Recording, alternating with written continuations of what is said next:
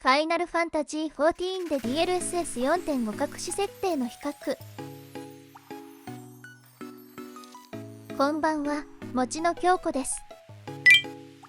今回はこちらの SS のように実際に使用しているプリセットと内部解像度を表示できる方法を見つけたため、これをもとに各種設定を試してどれが良いかというのを見ていく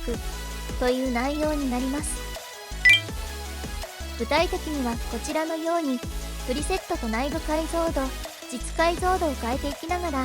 フレームレートと画質について比較していくものです。なお主な環境としては Ryzen 7 5700X と RTX 4060を使用しています。それでは詳しく見ていきます。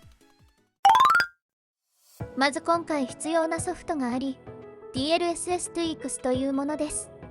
入手方法をここでは諸事情により少しぼかしますが、ダウンロードしてきたらこの3つのファイルをこちらにコピーします。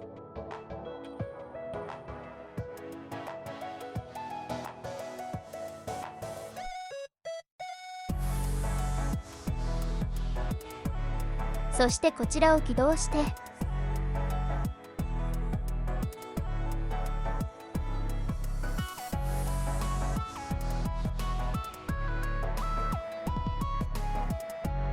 こちらをフォースイネーブルにすると左下に情報が表示されます。あとはこちらをトゥルーにして以下すべて設定したい内部解像度比に合わせます。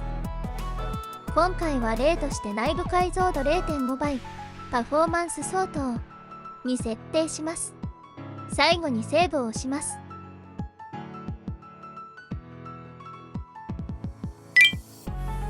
残りの設定は NVIDIA アプリで設定します。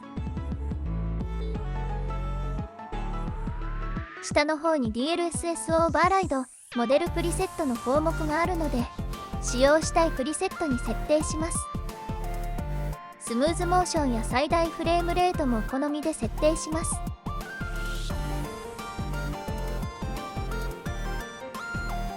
そうすると次回普段通り起動すれば先ほどの設定が適用されるとともに左下に設定情報が表示されます。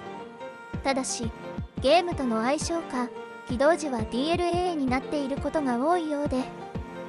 その場合は解像度を一度別の値に変更して戻してあげると正しく内部解像度が適用されるようです。これで DLSS のどのプリセットを使用するかと内部解像度比をいくつにするかを設定し、その設定がちゃんと確認できたことになります。軽くおさらいしておくと、内部解像度比とは AI によってアップスケールする前の解像度と実解像度の比率で、例えば DLAA はアップスケールなしで、パフォーマンスなら縦横の辺の長さが半分の映像を作り、2倍にアップスケールして実解像度に合わせるというものになります。それではまず各設定におけるフレームレートを見ていきます。今回フレームレートは傾向を把握するためにプリセット3種、内部解像度比4種、実解像度3種で計36パターンで測定しました。ここではとりあえずいろいろな設定で測定したということだけ伝われば大丈夫です。測定結果を解像度別にまとめるとこのようになりました。まず左上のフル HD を見ていくと、左からプリセット K、プリセット M、プリセット L で、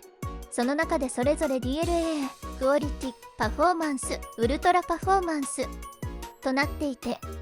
各プリセットの中では右に行くほど AI によるアップスケーリングが強くかかっているということになります。これを踏まえて見ていくと、各プリセットで右に行くほどフレームレートが増加しているのですが、右端のウルトラパフォーマンスはどのプリセットを使用してもフレームレートはほぼ変わらず、各プリセットの中で線を引いてみると右に行くにつれて傾きが急になっていきます。これは仮にプリセット L の処理が重い分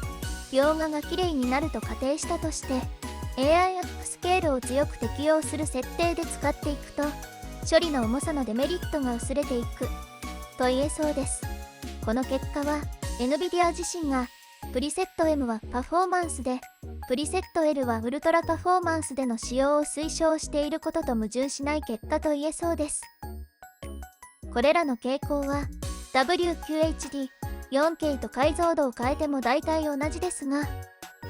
レースのフレームレートが変わってくるので、それに合わせて最適な設定を選択していく必要があります。仮に 4K で 60fps を確保したい場合、プリセット K ならクオリティ以上、プリセット M、L ならパフォーマンス以上ということになります。なおこの評価は CPU ボトルネックを避けるためにとても軽いグラフィック設定で計測したものなので、数値の絶対値はあまり気にしすぎず、あくまで傾向を見ていただければと思います。ここまで見たところで、では画質についてはどうなっているのかを見ていきます。まず DLA、フル HD を見てみます。あまり変わらないように見えますが、プリセット M は少し輪郭が揺らいでいるように見えます。拡大するとこのような感じです。プリセット M はやはり少し揺らいでいて、プリセット L も地面がほんの少しちらついているでしょうか。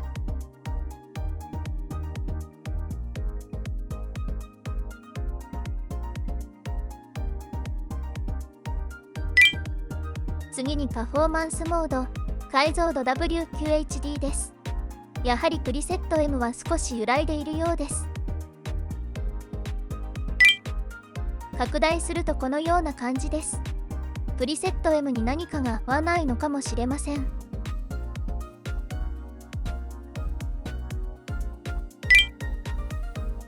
4K ウルトラパフォーマンスです。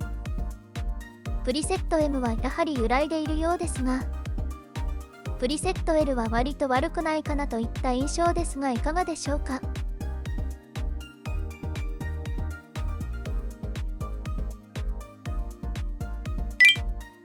こちらも拡大してみました。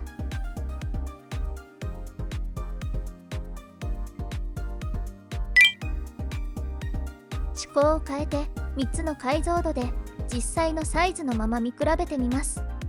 こうして見比べると 4K のプリセット L、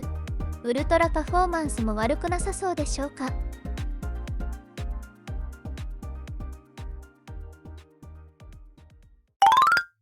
ここで再びフレームレートに戻ります。先ほどの画質比較も踏まえて見ていくと、フル HD であれば、プリセット KDLA 十分なフレームレートを確保できるので、これが良い気がします。WQHD、4K であれば、プリセット KDLA は少し厳しいので、プリセット L、ウルトラパフォーマンスがおすすめかもしれません。いずれにしても、使用ハードウェアや解像度、フレームレートのどちらを優先するかなどで、ベストな設定は変わってくると思いますので、今回紹介した方法でいろいろ自由に設定しながら、最も良いものを見つけていただければと思います。ちなみに念のためですが、DLSS Tweaks はおそらく NVIDIA、スクエア・エニックスがあまり意図していない設定での動作も可能にすることができ、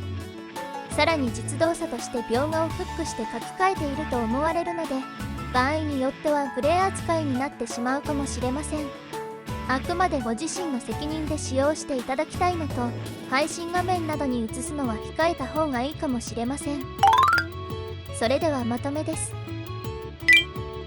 DLSS Tweaks で指定通りの内部解像度比でファイナルファンタジー14を動作させることができました。使ってみた感じでは、ファイナルファンタジー14とプリセット M は少し相性が悪いかもしれません。フル HD にはプリセット K、WQHD と 4K にはプリセット L の軽めの設定がおすすめかなと感じました。こちらを試してみた感想やおすすめの設定など何でもコメントいただけると大変嬉しいです。というわけで今回は以上です。ご視聴ありがとうございました。